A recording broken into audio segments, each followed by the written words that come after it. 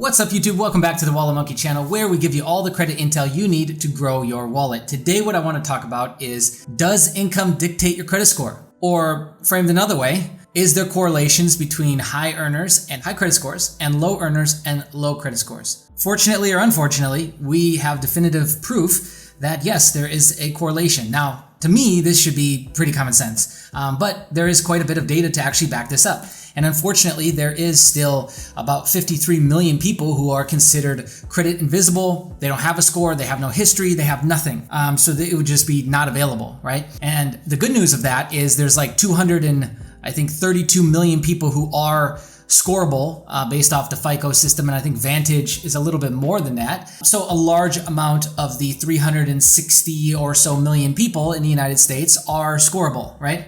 Because of age, obviously. So you gotta take that into consideration. Is I think they gotta be 18. Okay, so what I wanted to go through with you today is just some data to support this. This took us actually quite a bit of time to come up with, but there's a clear thing happening, right? And I'm trying to present this in different ways in different videos because I know that this stuff isn't fun. I know it's not sexy, but at the end of the day, like, you having more education will allow you to, go out and do things differently, go out and move through the market, through the world differently. So the more we can share education and create this community together, the better off we'll be. A rising tide raises all ships, right? Let's start at the top here. It's no surprise or mystery that over the last 2 years since COVID, the rich have definitely gotten richer. Those that were already in a good position got in a much better position. This was very good for select few people, but I would even argue that Elon Musk, which I wouldn't think that the sale of Tesla cars went up that much during the middle of a global pandemic, but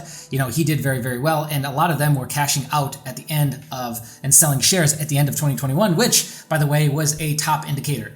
And so here we are in the middle of 2022, and recession is all but imminent over the next quarter or so. But let's see. So inflation is at an all-time high. So there's two things that we need to focus on during these times. Is one, getting food and making sure that our basic core necessities are handled and paid for as far out in advance as we possibly can. Two, to be able to outweigh or combat that. And if you can do two well enough, then one doesn't really matter anymore, does it? That's why we did the video talking about, the savings accounts. We're going to cover CDs, which those are historically in really, really bad shape right now at all-time lows.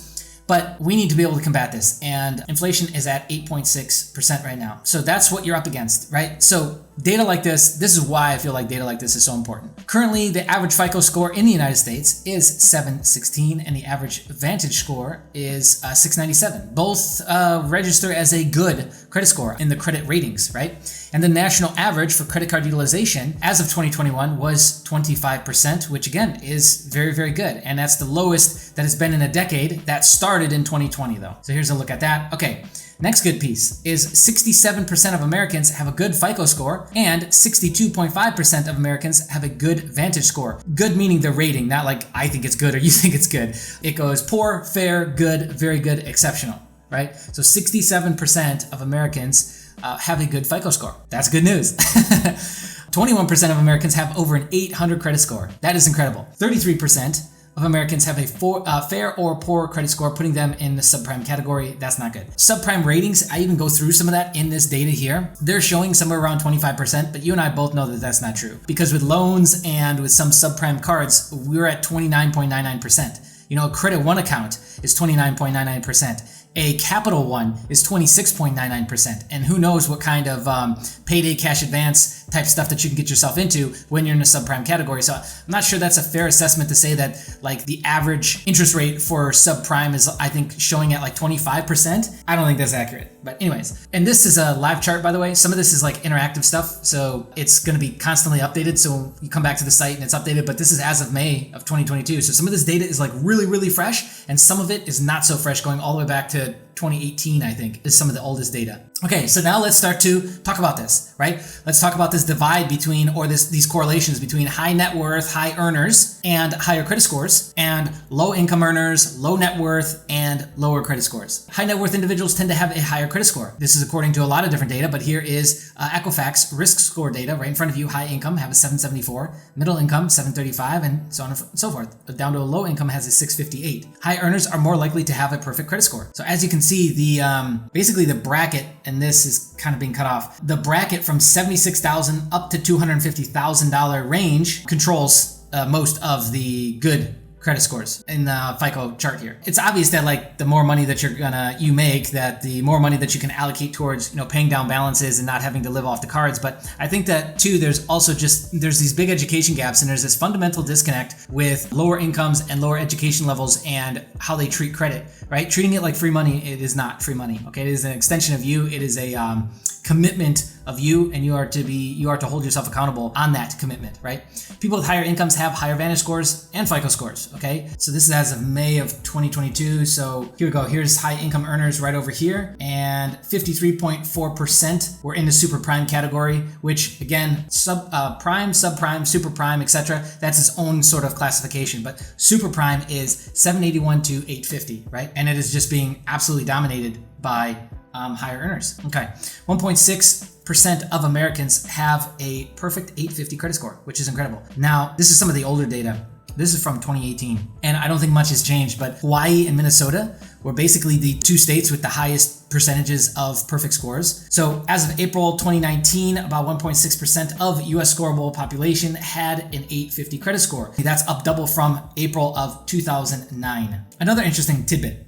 People with an 850 carried an average of 6.4 credit cards compared to the national average of 3.8 credit cards. When it comes to credit card debt, Americans with perfect FICO scores owed less than half the US average, an average of 3,025 compared to the national average of 6,445. So here's that breakdown here of states. It should come as no surprise, but San Francisco was the home of the highest average credit score rating last year. I think it was the same as the year before. Silicon Valley, there's a ton of money out there. And so, yeah, they had a 746 average, but look, it's not that high above Minneapolis, which that's Minnesota in the middle of the Midwest, had a 743. Boston, a 742. Again, Boston is a really nice area, but California pretty much led the way for metropolitan statistical areas, the top 5, and then Honolulu. Which Honolulu is very expensive to live, right? I'm surprised we don't see more New York on this. But there you go, there's Washington, D.C. area. This all makes sense. Boulder is an expensive place to live, so there's a correlation between good credit scores and expensive places to live. Those with exceptional FICO scores have just 5.7% utilization. Now, this data stat was 6.4, but then it was updated as soon as, I think it was the first quarter of 2021, and so that has changed. And so exceptional credit scores have a 5.7% credit utilization, and very poor FICO range has a 73% average credit utilization rate. There you go. There's one of your big dead giveaways right there. That they're getting low limits, crappy APRs, and they're maxing them out because, I mean, like, what else are you going to do with a $200 card? Emergency strikes, they're not set up for an economic storm in any capacity. A lot of these people are renting. There's also huge correlations in the data sets that we found between what type of assets the different credit score ranges owned. And obviously that correlates to income as well. But when the subprime and deep subprime categories, or fair and poor score ranges, are renting their house, they're not situated well for an economic situation to occur, especially like what has been handed out over the last 2 years. I'm genuinely surprised it's not worse at this point, right? Older generations have both higher FICO and Vantage scores. Now there's a lot of correlating data with, as you got into the boomer and silent generations, which these generations and how they're broken down is slightly different between Vantage data that was collected by Experian, which is this, and Vantage data that was presented by Vantage itself,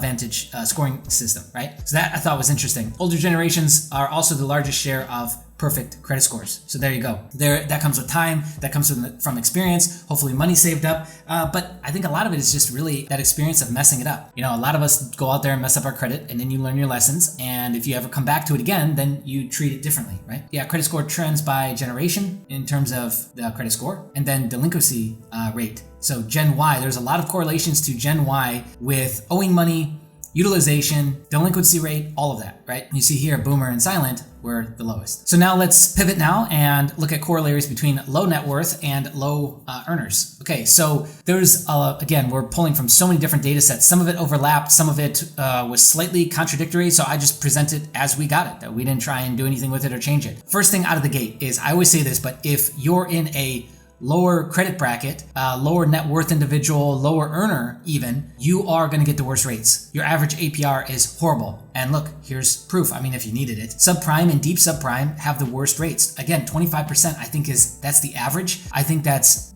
I don't know if that's the average. I don't know if I agree with that. But again, they're the ones collecting the data, so it's just my opinion versus their data. Okay, low net worth individuals tend to have lower credit scores. Well, there you go. Nearly 50% of all low income adults are credit invisible, are not scoreable. Here's that data right in front of you. Number of consumers, income category in the millions, number and incidence of consumers that are credit invisible or have an unscorable or have an unscored credit record by census data. So a lot of this is tracked by census data. So understand that if you're not filling out census data, and that can't capture everybody. And low credit score individuals tend to pay more in fees. We already talked about that. Not only APR, but fees. Now, this is a lot of different things. This is late fees, this is APRs, this is yearly fees, this is additional tacked on fees, paying with a checking account fees, like all kinds of stuff that they can tack on. And the more predatory subprime lenders tend to do this, whether it's a loan or a credit card, they tend to do this, which again, look at the difference. Even just being a subprime category versus deep subprime is hugely different from a fee standpoint. Crazy, right? 20% of adults have inactive or non-existent credit files. So there's all kinds of data about this. Here we go. Credit segment: new to credit, credit retired, lost access to credit, no credit bureau record, trade. Another interesting stat that I found was that 82% of people have checked their credit score, and which means that roughly 20% never have. I thought that was kind of interesting. So 20% of people have never ever checked their credit score, not even once. So yeah, this ends up being 52.8. Experian rounds this up to 53 million. This is data from FICO, but Experian rounds this up to 53 million people do not have access basically to credit. So for one of these reasons or another. 11% of Americans have no credit history and 8.3% have no score. So there you go. We're finding the data a little bit. In 2010, 19 million adults were unscorable due to insufficient credit history, too few accounts, not enough recent activity. Found in 2010, 26 million adults were credit invisible. Yeah, this stuff, even though that's stating from 2010, this data is very fresh, which is one of the reasons why we talked about this in a previous video with the Ultra FICO, is it's looking at alternative data like checking and savings account data, trying to bring that into the mix because they want to use that as a bridge to get credit invisible people into the scoring model and into the mechanisms. As shown in the chart above, over 80% of 18 or 19-year-olds are credit invisible and have unscored records. So one of the things you could do right away is, with your kids, start to change that. Higher utilization leads to lower scores. This should be common sense as well, but for some reason, I don't know if they do this on purpose or they just don't put enough attention on it, but I've shot dedicated videos now talking about, I think credit utilization, high credit utilization is the #1 credit killer. I think it matters more than derogatories, bankruptcies, late payments, medical collections, charge-offs. I think all that pales in comparison to utilization. If you just keep your utilization low, you are proving that you are being a good shepherd of that credit, of that line that they've given you, and that in a longer term building relationship standpoint is more important. And you'll build up transactional history with these institutions, and what do you know, you'll start to get pre-approved offers. So if you're not even looking, these things will start to show up for you. We've seen it now over and over and over again with people in the community. Lower scores and lower income lead to higher delinquency rates. Again, this should be kind of common sense, but if they have no backup and then the wheels kind of start to fall off, then they're going to start cutting right away. And I even had this problem early on, like when I was in my early 20s, I just didn't take it that serious. And the minute that I ran out of money, I was just like, oh, I'll just stop paying. Like I totally took the payments as an optional thing. Like I just won't do it. Gen Z has the largest number of subprime with 29% according to Vantage Score, and income between 0 to 49K was 29.4% subprime. So the corollary there is built, right? So there we go. Delinquency rates in low income communities also twice as high for most products as shown below. Q2 2019 data, mortgages, credit cards, auto loans, student loans, everything. And then here is the most recent subprime delinquency data as of March 2022. Comparing it back in time, we're starting to see things start to crack, right? So here's March 2020. That was right after COVID broke out, right? That was March of 2020 when the big stock market dip happened. So we're almost to that level. Yeah, we're like in a mix between a March 2019 and a March 2020. So interesting. I don't know all the sources at the bottom, but there you have it. So we can definitively say now with data, in case you needed it, that yes, the amount of income, even though FICO says that it doesn't matter on the score itself in the reports, yes, we understand that. But there are huge corollaries between those. Hopefully this data serves you well. Take this article, share it around, bookmark it for when you need to reference data, stats, you want to sound cool in front of your friends, whatever it is. And that's all I've got for you in this video. So if you've got something to say, comment below. If you like this sort of thing, stick around, subscribe, hit the bell notification, turn it to all, and be on the lookout. More videos coming soon, my friends. All right, see ya.